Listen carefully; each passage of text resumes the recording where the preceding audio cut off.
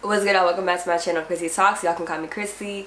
Black lives always mattered. Let's talk about it. I have no words, honestly.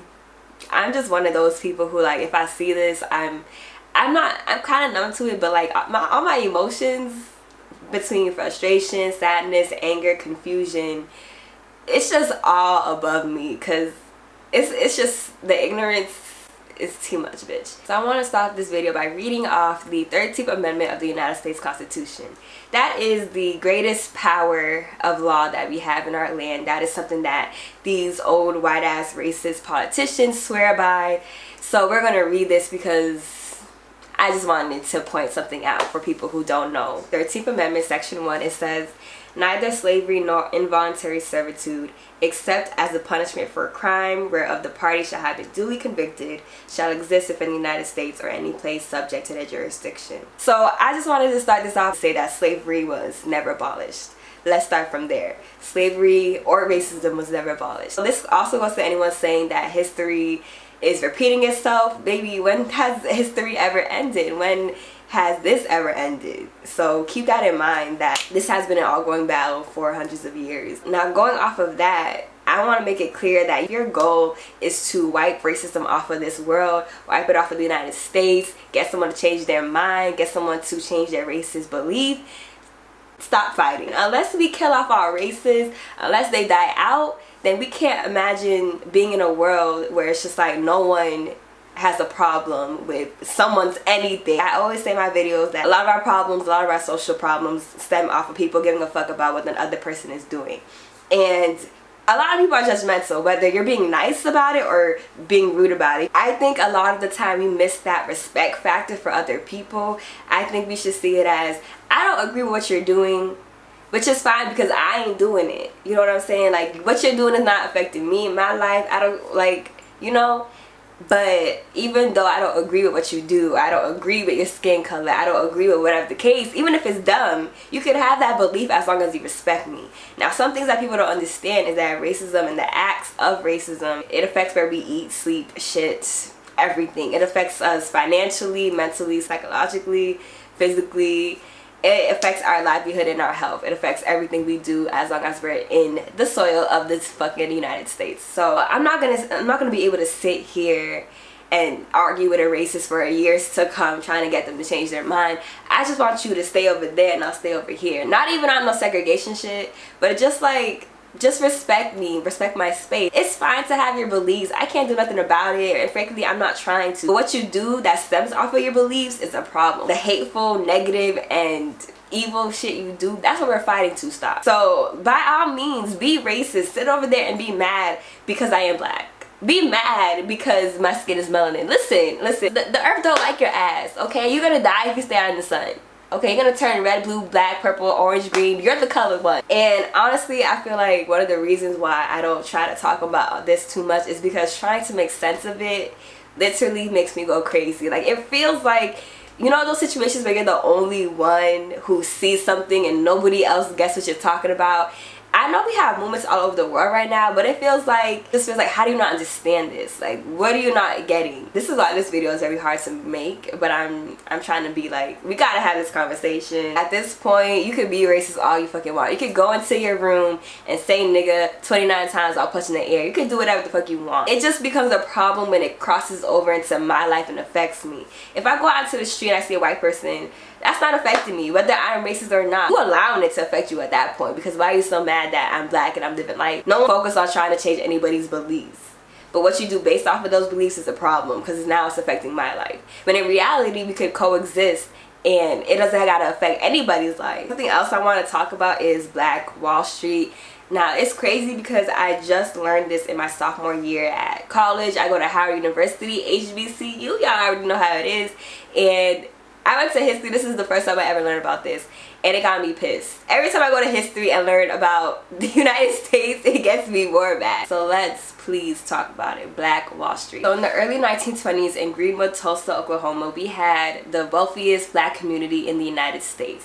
Hence why it was called Black Wall Street. So we had the banks, the schools, the salons, the grocery shops, the churches. We had everything that makes up community and everything that brings in that shmoney, honey. Of course, when people see you thriving and they're being hating ass bitches, they don't want to see you get anywhere. In 1921, we had a shoe shiner called Dick Rowland, who was 19 years old, and he went into the elevator with elevator operator Sarah White. And he went to the elevator with her, and no one knows what really happened, but he ends up running out and she was screaming, and there was a nearby person at the front desk. And so of course, you know, of course, like, all you have to do was whistle at a white woman, you know what I'm saying? So of course, seeing that, it was just like, oh, it's rape, oh, it's assault. And so he ended up being taken into custody. Of course, you had white mobs, people who were furious, people who were trying to lynch and kill Dick Rowland. There were white mobs who crowded around the courthouse, and it was going around that Rowland was lynched. I'm not sure if that's what really happened, but I would not be surprised. And so when rumors went around, shots fired, 10 white dead, 2 black dead. And later after that, I think the next day, maybe June 1st, that's when white mobs returned to where Black Wall Street was standing. They burned it to the ground. They were beating people. They had airplanes flying overhead, dropping bombs. And these are private, probably came from the government. 10,000 blacks were left homeless. Over 800 were injured. Almost 200 had very serious injuries. 26 died, and an equivalent to 32.5 million were in 2019 value were damaged during that massacre. Now, what's crazy is a lot of people do not know about this. Like I said, I didn't know about this until last year, and we're talking about we're talking about 15 years of going to school, and I'm just now learning about this. Imagine growing up learning that you had a whole community of black businesses from the jump. You don't think we probably have something close to that by now? I'm actually really sad that we don't have something like that right now, and I really hope that we go to build these type of things, because bitch, I'm not trying to work for no Target. I'm not trying to work for no white man. They burned our shit down. So we're gonna talk about the rioting in a second, but we need to burn their Wall Street down. What you mean? Like, I don't care if you burn any white business who are profiting a lot off of black wallets, you know? Like, you really stopped our bag. You really burnt our community down. That was... I'm just saying, imagine a Black Wall Street now. That's something that we need, you know, not to work under these people who don't give no fuck about us, but to work under our own community and put that money and have it circulate within our own community. Black Wall Street was a topic of conversation because this is the anniversary. Tulsa massacre occurred on May 31st to June 1st. So this is the anniversary, and it's kind of crazy how this is all going around at the same time. Now we're rioting, now we're trying to burn things down. It's like our people really reached, well, baby, if you go back to the Egyptian pyramids and the African civilization, we've been reached greatness. But to think that we were able to have, even for 5 seconds, a Black Wall Street, a country whose foundation is built off of racism and slavery, is a whole other achievement aside from our kings and queens. Now, I want to talk about the protesting versus the rioting versus the looting versus the rallying, all of that versus people's intentions. So what's going on is, I'm in Boston, and we had a protest the other day. I wasn't there, but my city was peacefully protesting for hours. Towards the end, you have people who was looting, who was stealing even from black businesses, who was fighting the police, even though the police is allegedly the ones who started it first. Not only does the media focus on the negative things, but why are we focusing on the negative things? And we have so much positivity. So I think we need to stay focused, because even if they're looting, so what at this point? So what? Because no matter what we do, if we're kneeling, if we're protesting peacefully, if we're looting, if we're burning this shit down, like, we gotta be heard. And this is the voice of people who were frustrated and silent for so long, regardless. But now I want to talk about the intention behind it. Because there are people who are looting and burning shit down and breaking into stores with the sole intention of, fuck these white businesses, fuck these people, justice for our people. But something I want to touch upon really briefly is people who are protesting with the intention of their own personal gain. Because even though you have people looting, you have people who are fake activists, which is just as bad. Regardless of you being at the protest, unless your intention is pure, unless your intention is genuine, unless it's naturally to protect our people, then it's fucked up to be there. Regardless of the fact, I'm gonna look at you wrong and I'm gonna look at you dirty. Because I will say this, and I will say this again, if it is not real, if it is not genuine, then I do not want it. And is it really helping? Now, to touch upon another topic in regards to the looting, white people be looting. Okay, it be some of the white people who come out here and they're trying to be chaotic for what? Like, I saw this post that was talking about You got these white people talking about fuck the police, and it's just like, but are you just trying to have a problem with the police? Or are you really trying to do something here? Because half of the time y'all ain't got problems with the police. You got people fighting these protesters, but nobody was fighting these white people who were protesting against a whole pandemic, a whole health crisis that nobody could do nothing about. You got people who had guns and people who were protesting, yelling, going crazy, rioting over a fucking pandemic. You got Donald Trump about to be sending the military over for an unarmed black man getting killed by police brutality and racism. You got these people who are trying to support anarchy in the form of all this. That's not what this is about. That's really not what this is about. Like, people are losing focus and they're just trying to be chaotic. People have their own personal gain. People don't have the right intentions, and that's what needs to stop. But of course, people are going to take the opportunity to do whatever. At the same time, we can't get mad at that. We can't lose sight or focus on what we're trying to do if we're really trying to do it. You know what I mean? So yes, there's going to be people who have no real intention, but we can't focus on one negative out of 1,000 positives, and that's something that I would never understand. Like, you're bringing down the whole energy, you're removing the focus of this protest, and let's focus on getting our message across. Because if we're also talking about, oh, this is why white people see us this way, fuck what they see us, because they will always see us this way. Oh, this is why we can never get things together. Oh, this is why the media shows the if we're talking about this, we're a part of the media that's only shining light on the bad things that happen during these times. We gotta focus on the positivity, we gotta focus on the peaceful protesting, and we gotta focus on the message. So that's all I want to say about that. But just know, these fake activists, fuck y'all. And these usually are the activists who act the most extreme, and they'll have so much passion behind their words, so much anger behind their words, whether it's on media or to your face, but you will never see them in these streets. Or they don't even know what they're talking about in real life. They don't even care.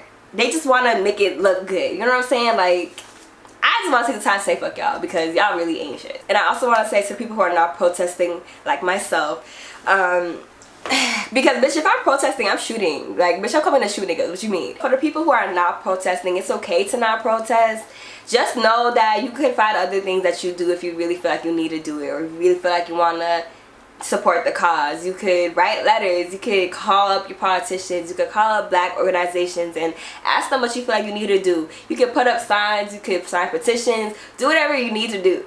But like, don't expect dudes sitting there writing paragraphs on paragraphs and then going back to doing whatever is doing something. Because I'm calling it out. There's a lot of people who be like, oh, I always think about this stuff every day, I'm scared every day, I'm angry every day. But where is that energy every day? You know what I'm saying? It feels like it's temporary, you know? There's gonna be people who act like they're angry every day, they feel this every day. But where is that energy every day? And you feel like if we had this energy every day, wouldn't it be different? You feel like just a little bit? Because I'm looking at the list of people, and this is just the reported and documented people who have been caught, killed through police brutality. I'm just like, why didn't this stop after the first name? Why did it have to even get to George Floyd and counting? You know what I'm saying? That's what really makes me wonder, like, is this just gonna blow over? Now, don't get me wrong, these protests are a little bit more intense because now they're turning into international, but it's just like, is this something that's gonna be forgotten? Like, are we gonna open up the world again, open up sports, open up salons, open up clubs, open up whatever, and then we go back to our lives?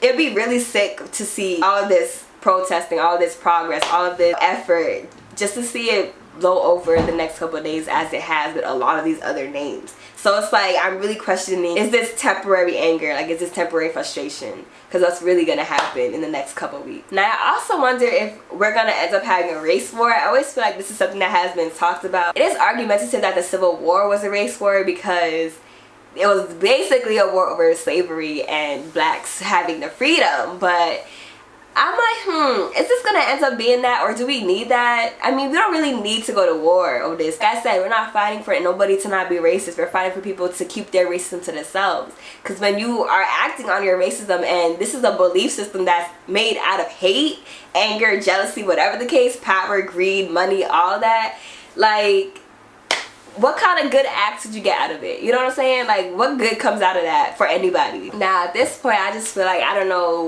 what needs to happen. I don't know what needs to be done. But if anything, we need to shoot back, bitch. I'm getting my guns license. I don't know about y'all, but we need to either start shooting back, build for ourselves in this country, have our own community, bring back Black Wall Street, which needs to happen regardless, because, bitch, we popping. Or we need to pack our bags and get the fuck up out of here and go back to Africa and the Caribbean. At the same time, these motherfuckers brought us over here. Like, bitch, we was chilling in Africa in the sun, and y'all came over here.